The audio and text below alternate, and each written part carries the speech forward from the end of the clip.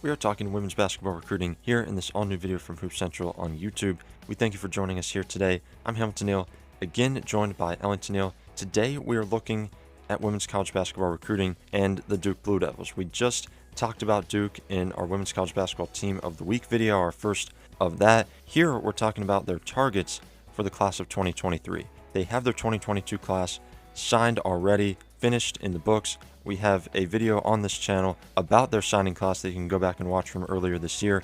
But here we're focusing on their targets for the class of 2023. And currently they are targeting 4 players very heavily. And all of them high-profile players. 3 of them are 5-star recruits. 6'1" wing Madison Booker, 6'4" center Ciera Toomey, and 6'4" center Breya Cunningham. First starting with Madison Booker, she has Duke in her final list along with UConn, Florida State, Louisville, Mississippi State, Oregon, South Carolina, Tennessee, and Texas. Ciera Toomey has UConn, Maryland, North Carolina, Northwestern, Penn State, Vanderbilt, and Villanova along with Duke in her final list. Cunningham has Duke as well as Arizona, UCLA, UConn, Notre Dame, Oregon, USC, and Texas in her final list. Again, those are the 3 5-star prospects Duke is targeting here in this class.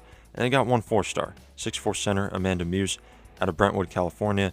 Duke is a finalist along with UCLA, Notre Dame, Oregon State, Stanford, and Washington.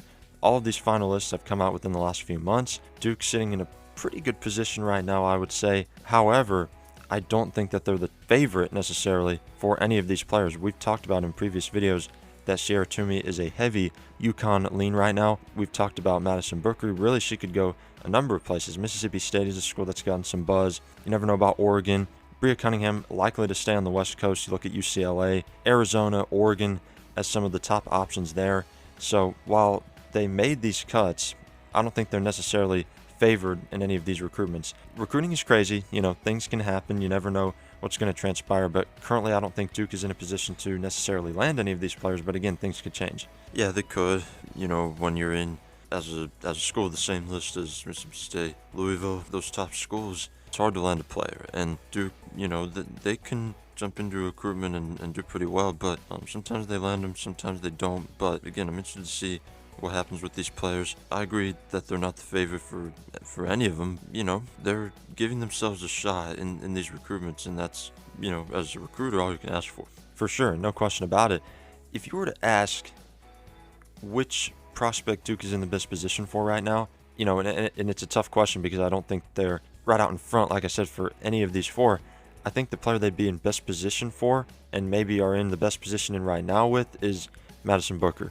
Now, the thing about her is she's out of Mississippi. Mississippi State is going to really lock in hard because she's a high-level recruit, 5-star player, and when they're in state like that, you know, that's not always common to see an in-state 5-star, especially out of Mississippi. That's going to be the most interesting recruitment, I think, down the stretch, because I think we know where Ciera Toomey's going.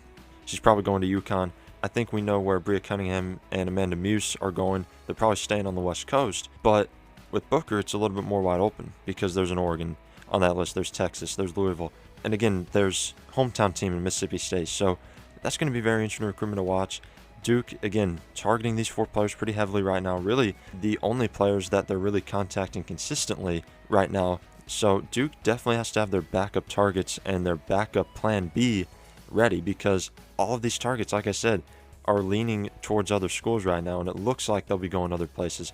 Again, things change. Recruiting is one of those things that ebbs and flows. It's nothing set in stone yet until that player is signed. So again, these are some of the targets for Duke in the class of 2023. Really excited to see what happens in all of those recruitments. We'll obviously be on top of all of it here at Hoop Central. We got a lot of platforms, this YouTube channel, Facebook, Twitter. We got an Instagram page coming up. You're not going to want to miss that. We will see you in the next video. Thanks for watching.